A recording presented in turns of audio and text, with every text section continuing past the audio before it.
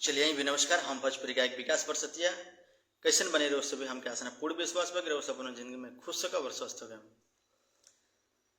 चलिए आई रहो सब की आज हम बहुत अच्छा सामाजिक गाना सुनावे जा रहा बानी। अगर अच्छा लगे तो ई को लाइक जरूर करे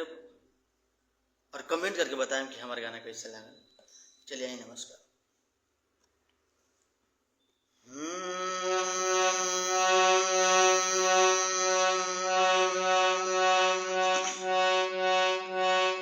तो बटी जई है घरवायना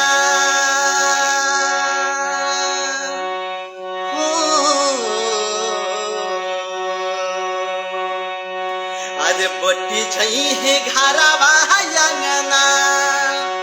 आज बटी पाई पाई रे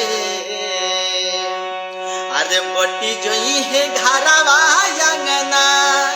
बटी पाई पाई रे के करा में बाबू रही है के करा में माई रे के करा में बाबू रही है के करा में माई रे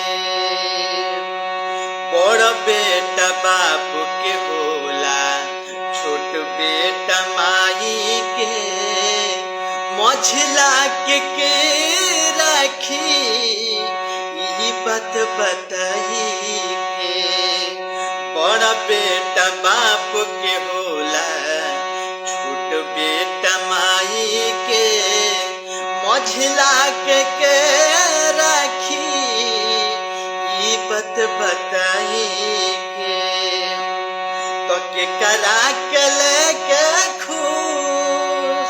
रहबे बोल भाई रे के करा के लेके खुश